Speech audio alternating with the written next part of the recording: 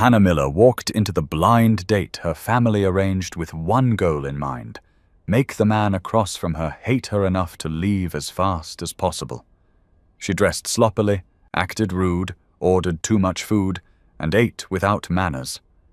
But instead of getting annoyed, he smiled, ordered more dishes for her, even cut her steak into pieces and placed them on her plate like it was the most natural thing in the world. Why would a man be this patient? And was she ruining something precious without knowing it? Hannah Miller sat in her car outside the restaurant for a full 10 minutes before forcing herself to go in. The engine was off, but she gripped the steering wheel like it might save her from what waited inside. Another blind date. Another setup by her well-meaning but relentless mother, who refused to accept that Hannah was fine on her own. Fine was a stretch, but it sounded better than admitting she had given up on the whole thing. She taught second grade at Riverside Elementary, and most days that felt like enough. The kids were honest in a way adults had forgotten how to be. They told her when her hair looked nice or when she seemed sad. They did not pretend to like her while mentally cataloguing her flaws. They did not smile while deciding she was not worth their time. Adults did that. Men did that. Every single one of the blind dates her mother arranged ended the same way. Polite smiles, vague promises to stay in touch, and then silence. Hannah was tired of it. Tired of sitting across from someone who looked at her like she was a resume they were skimming. Tired of answering the same questions about her job, her hobbies, her plans for the future. Tired of feeling like she had to audition just to be considered worth knowing. So tonight, she decided she was done. She was going to walk in there and make sure this man, whoever he was, would leave as fast as possible. No more pretending, no more trying. Just get it over with and go home. She checked herself in the rearview mirror. No makeup, hair pulled back in a messy ponytail, an old sweater that had seen better days, and jeans with a small stain near the knee. She looked like someone who had given up, which was perfect, because that was exactly how she felt. Her mother would be furious if she ever found out, but her mother was not the one sitting through these dinners. Hannah was, and she was done. The restaurant was not fancy. It was the kind of place people went when they wanted to get through a meal without pretending it meant something. Booths with cracked vinyl seats, fluorescent lights that made everyone look a little tired, and a menu that had not changed in 20 years. Hannah walked in and spotted him immediately. He was already seated, looking at his phone with the kind of calm that suggested he was not nervous at all. That annoyed her. She wanted him to be uncomfortable. She wanted him to regret agreeing to this. Ryan Cole looked up when she approached. He stood, which surprised her because most men her age had stopped doing that. He was tall, broad-shouldered, and dressed neatly in a button-down shirt and jeans. His face was open, friendly, the kind of face that belonged to someone who smiled easily. Hannah hated that. She hated that he looked kind. It would have been easier if he looked arrogant or cold, easier to justify what she was about to do. He extended his hand, and Hannah shook it briefly before sliding into the booth across from him. She did not smile. She did not apologize for being late, even though she was not. She just sat there, staring at the menu like it was the most interesting thing in the world. Ryan sat back down and folded his hands on the table. He did not seem fazed.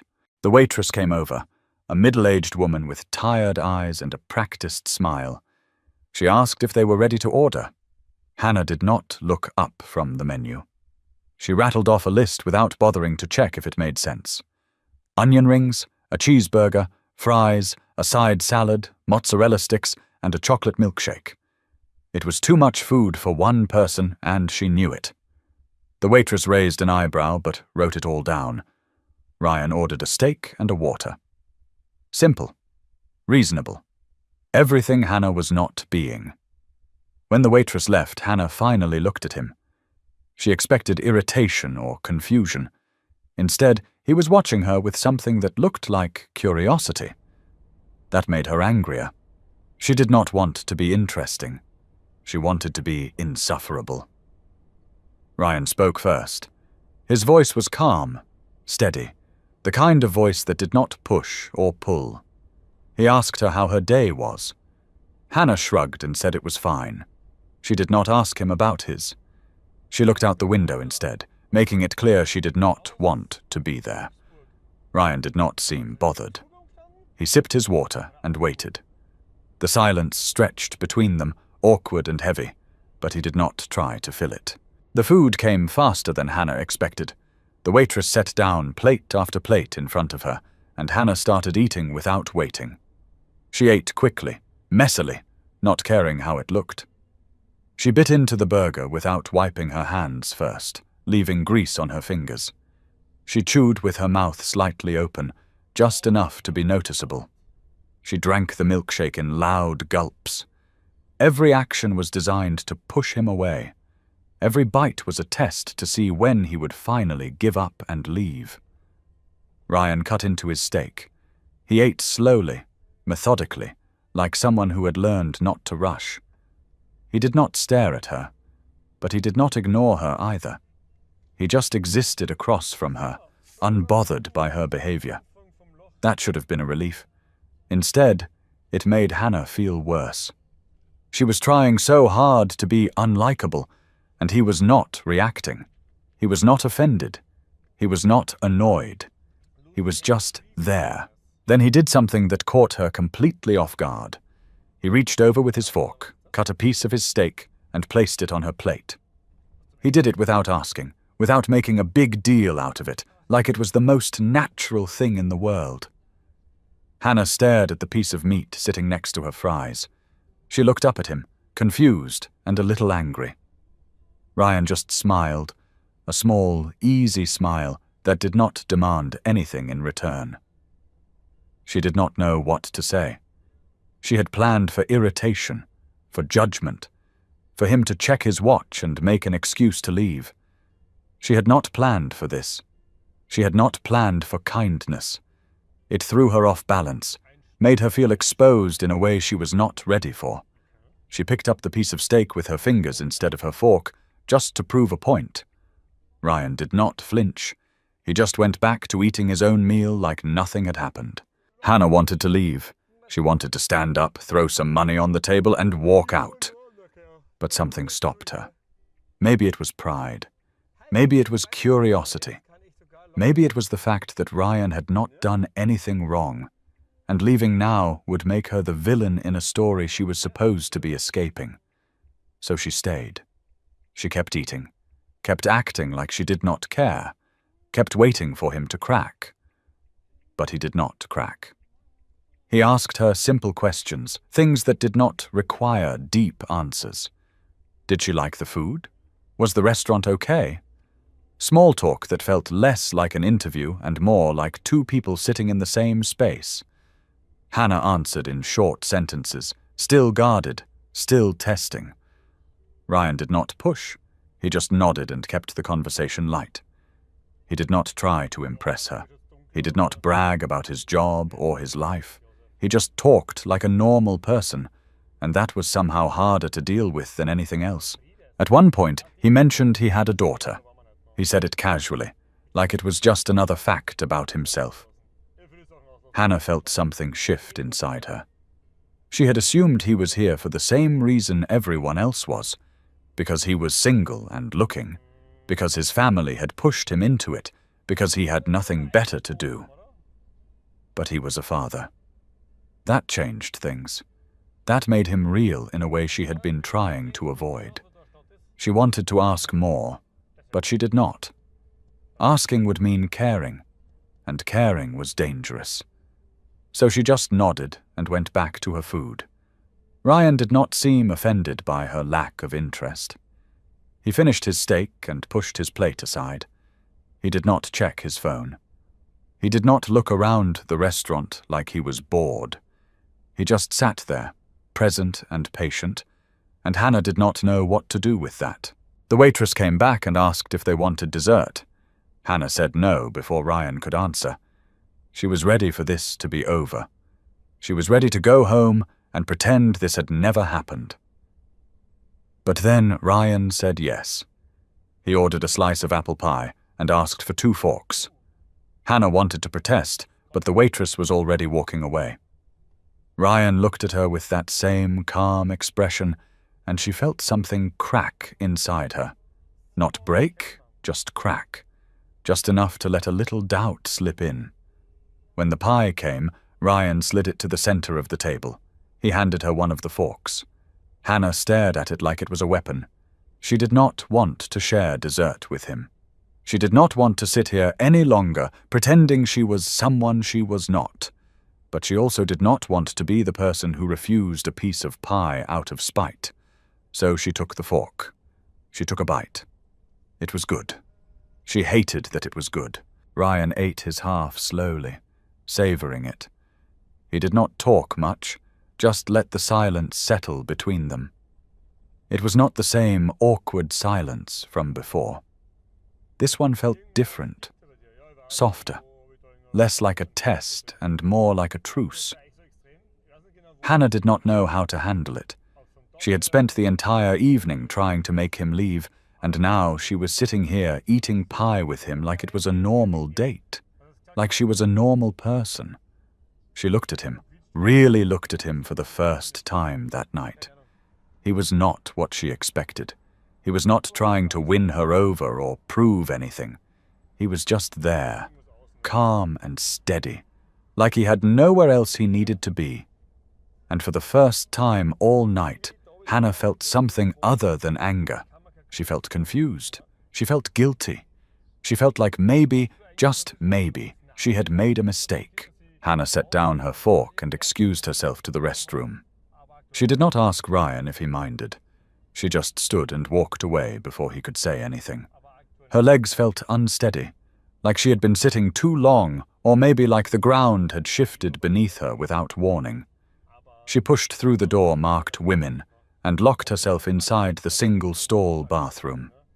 The fluorescent light buzzed overhead, harsh and unforgiving. She turned on the faucet and let the cold water run over her hands. The mirror was streaked and old, the kind that showed every flaw without mercy. Hannah stared at her reflection and barely recognized herself. The messy ponytail, the bare face, the old sweater.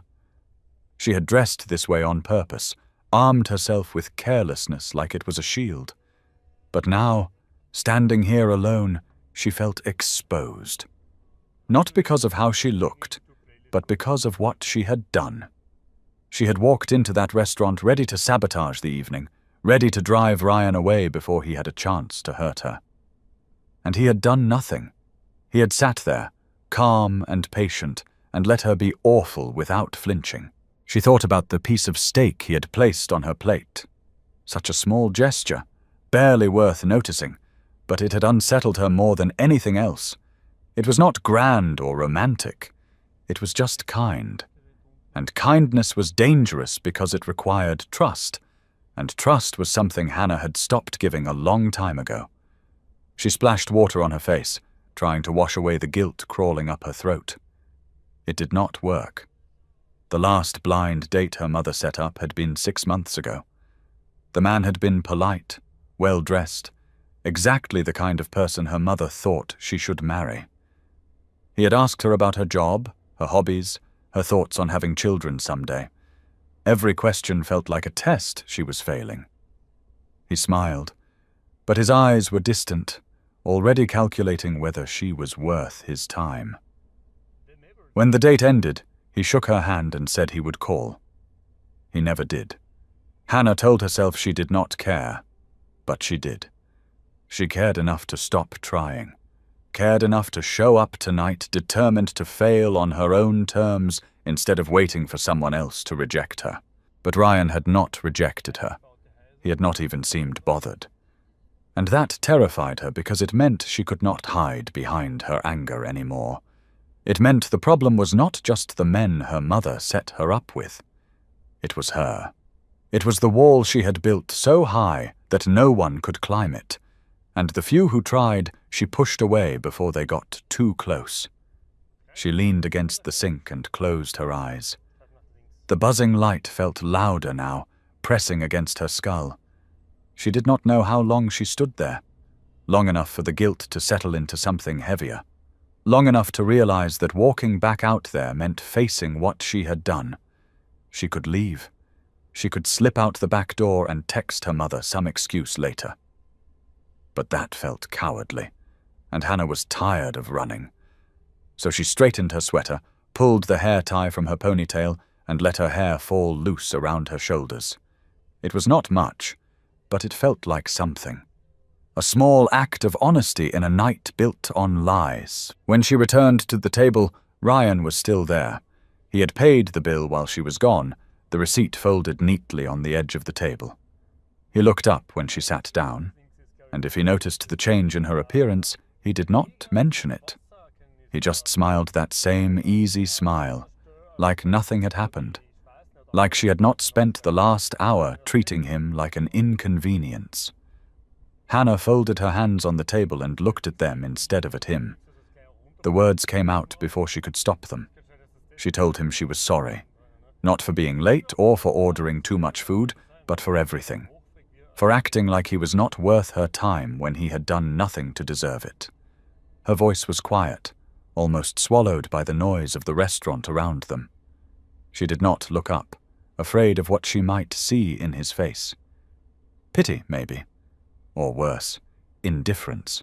Ryan did not say anything right away. When he finally spoke, his voice was steady, without a trace of anger or judgment. He told her it was okay. He said people showed up to these things for all kinds of reasons, and not all of them were good. He did not ask why she had acted the way she did. He did not make her explain herself. He just let it sit there between them, an acknowledgement without demand. Hannah looked up then, and for the first time all night, she really saw him. Not as an obstacle to avoid or a test to fail, but as a person. A person who had his own reasons for being here, his own fears and doubts that he carried quietly. She asked him why he came, why he agreed to a blind date when he clearly did not need to prove anything to anyone. Ryan leaned back in his seat and considered the question. He did not answer right away, and Hannah respected that. She had spent the whole evening deflecting, so she could wait while he decided how much to share. He told her about his daughter. Her name was Emma, and she was 7 years old. Ryan had been raising her on his own since she was 2, after his ex-wife decided she was not ready to be a mother. He did not say it with bitterness or resentment. He said it like it was a fact, something that had happened and could not be changed. Emma was the center of his world, and everything he did revolved around making sure she was happy and safe. But lately, she had started asking questions. Questions about why other kids had moms and she did not. Questions about whether he was lonely. Questions that made him realize his life had become so small that it only had room for the two of them. Ryan said he did not come to the date looking for love or even a relationship. He came because Emma's grandmother, his ex-mother-in-law, who still stayed in their lives, told him it was time to start living again. Time to show Emma that it was okay to let people in. He did not know if he believed that, but he showed up anyway. Not for himself, but for her. Because she deserved to see that the world was bigger than just the two of them. Hannah felt something tighten in her chest. She had spent the entire evening convinced that Ryan was just another man going through the motions, pretending to care while mentally checking off boxes. But he was not pretending. He was here because someone he loved had asked him to try, and he was trying. That made her feel worse. It made her realize how selfish she had been, how much she had assumed about him without giving him a chance. She told him she hated blind dates, not because of the men, though that was part of it, but because of what they represented. Every date felt like proof that she was not enough on her own, that she needed to be fixed or improved or matched with someone who could tolerate her flaws. Her mother meant well, but every setup felt like a reminder that Hannah was failing at something she was supposed to want. And after enough failures, It was easier to stop trying. Easier to walk in ready to fail than to hope and be disappointed again. Ryan listened without interrupting. He did not offer advice or try to fix her feelings. He just listened, and that was more than most people did. When she finished, he told her he understood. He said it was hard to keep showing up when every time felt like a gamble you were going to lose. But he also said that the only way to stop losing was to stop playing, and that did not seem like much of a life either. Hannah did not know if she agreed, but she appreciated that he said it without judgment. The restaurant was starting to empty out. The waitress had stopped coming by, and the other tables were mostly cleared. Hannah realized they had been sitting there longer than she thought. Longer than most blind dates lasted. Longer than she ever intended to stay. But she was not ready to leave yet. She was not ready for the conversation to end because it felt like the first honest one she had in months. Ryan asked her about teaching. Not in the way people usually did, with polite curiosity that faded as soon as she answered. He asked what she liked about it, what made it worth the long hours and low pay. Hannah told him about the kids, how they saw the world in a way adults had forgotten, how they were honest and messy and completely themselves without apology. She told him about a student named Lily who had cried on the first day of school because she was scared no one would like her. By the end of the week, Lily had made 3 friends and decided she wanted to be a teacher when she grew up. Hannah said those moments made everything else worth it. Ryan smiled at that, a real smile that reached his eyes. He told her Emma was like that too. Scared of everything new until she decided she was not, and then there was no stopping her. He said being a parent was terrifying because you wanted to protect them from everything, but you also had to let them fall so they could learn to get back up. Hannah thought about that, thought about how much of her life she had spent trying to protect herself from falling, and how lonely that had made her. The waitress came by and asked if they needed anything else. Ryan shook his head and thanked her. Hannah watched him stand and pull on his jacket. For a second, she thought he was going to leave, and the idea of sitting there alone made her chest tighten. But he did not leave. He waited for her to gather her things, and when she stood, he walked with her toward the door. Outside, the air was cold and sharp. The parking lot was nearly empty, just a few cars scattered under the dim street lights.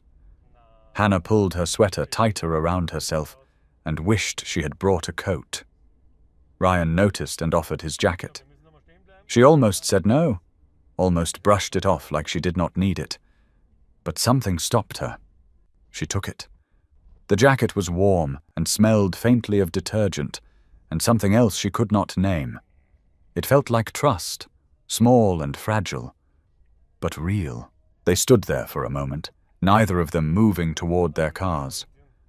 Hannah did not know what to say. She did not know if this was the end, or if there was supposed to be something more. Ryan spoke first. He told her he was glad he came tonight. Not because it went the way he expected, but because it did not. He said most people spent so much time pretending that you never got to see who they really were. But Hannah had not pretended, even when she was trying to push him away. And he respected that. Hannah did not know how to respond. She felt tears prickling at the corners of her eyes, and she hated that. She did not want to cry in a parking lot in front of a man she barely knew. But the tears came anyway, quiet and unbidden. She wiped them away quickly, hoping Ryan would not notice. He did, but he did not make a big deal out of it. He just stood there, solid and calm, giving her space to feel whatever she needed to feel. She told him she did not know if she was ready for this. For whatever this was. She told him she was scared of getting hurt again, scared of letting someone in only to have them decide she was not worth the effort. Ryan nodded. He said he was scared too. Scared that he was so focused on protecting Emma that he had forgotten how to let anyone else into his life. Scared that he would mess it up and hurt someone who did not deserve it. But he also said that being scared was not a good enough reason to stop trying. Not if there was a chance it could be worth it. Hannah looked at him, really looked at him, and saw something she had not expected. She saw someone who was just as broken and uncertain as she was.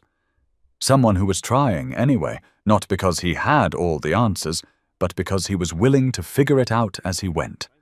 And that was more honest than anything she had experienced in a long time. She asked him if he wanted to do this again.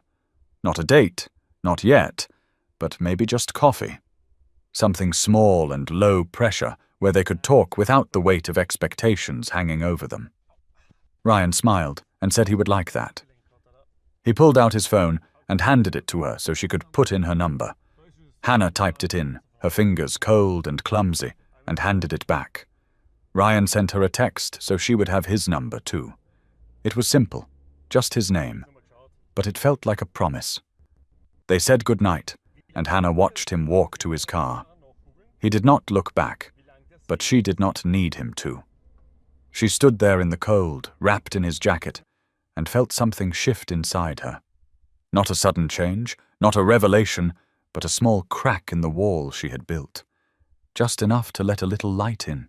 Hannah drove home with Ryan's jacket still wrapped around her shoulders. The heater in her car took forever to warm up, and she was grateful for the extra layer, even though it made her feel exposed in a different way. Wearing something that belonged to him felt intimate, like she had crossed a line she had not meant to cross. But she did not take it off. She kept it on the whole drive, and when she got home, she hung it carefully on the back of a chair instead of tossing it aside like she would have with her own clothes. Her apartment was small and quiet, the kind of quiet that felt heavy after spending time around another person. She made tea she did not drink and sat on the couch staring at her phone. Ryan's text was still there, just his name, but it felt like more than that. It felt like a door she could walk through or close, and the choice was hers. That terrified her. She had spent so long convincing herself she did not need anyone that the idea of needing someone now felt like admitting defeat. Sleep did not come easily that night. She lay in bed replaying the evening over and over, picking apart every word she had said, every moment she had acted like someone she was not. The guilt was still there, but it was softer now, mixed with something else she could not name. Regret, maybe, or hope. She was not sure which was worse. The next morning, Hannah woke up to a text from her mother asking how the date went. She stared at the message for a long time before typing a response. She kept it vague, said it was fine, said she would talk about it later. Her mother sent back 3 exclamation points and a heart emoji, and Hannah felt the weight of expectation settle over her like a blanket she could not shake off. Her mother meant well, but she did not understand. She did not understand that every setup felt like a test Hannah was destined to fail. Hannah went to work and tried to focus on her students, but her mind kept drifting back to the restaurant, to the way Ryan had cut that piece of steak and placed it on her plate without asking, to the way he had listened without trying to fix her, to the way he had stood in the parking lot and told her he was scared too. She had spent so long thinking she was the only one struggling, the only one afraid of getting hurt, that it had never occurred to her that everyone else might be carrying the same weight. At lunch, she sat in her classroom alone and pulled out her phone. Ryan's number was still there, waiting. She typed out a message asking if he was free for coffee that weekend, then deleted it. She typed it again, changed the wording, deleted it again. This went on for 10 minutes before she finally gave up and put the phone away. She told herself she would do it later, when she had more time to think about what she wanted to say. But the truth was, she did not know what she wanted to say. She did not know if she was ready to take that step. The rest of the week passed in a blur. Hannah went through the motions of teaching, grading papers, attending meetings, but her mind was somewhere else. She kept thinking about what Ryan had said, about how being scared was not a good enough reason to stop trying. She wanted to believe that. She wanted to believe that taking a risk was worth it, that letting someone in would not end the way it always had before. But belief was hard when experience kept proving otherwise. On Friday night, Hannah sat on her couch with Ryan's jacket draped over her lap.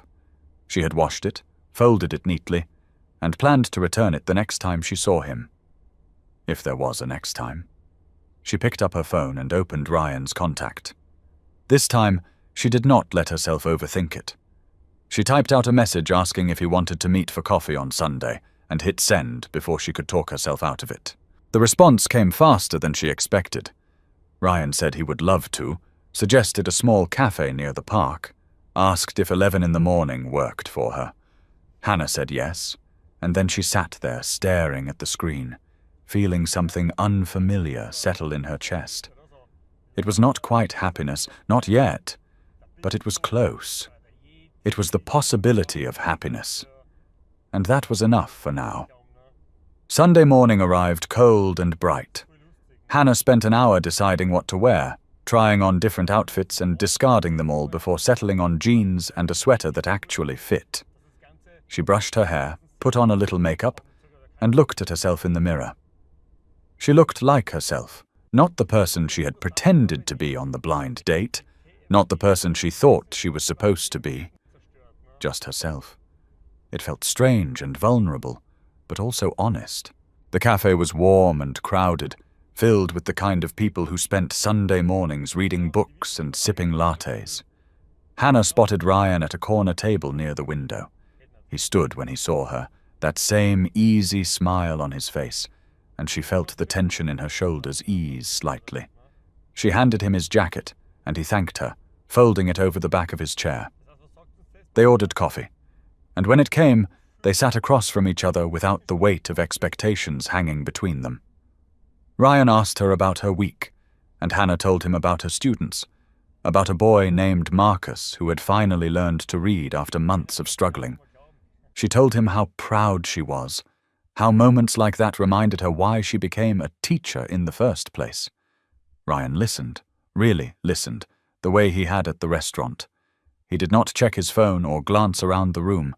He just focused on her, and that felt like a gift she did not know she needed. Hannah asked about Emma, and Ryan's face lit up in a way that made her chest tighten.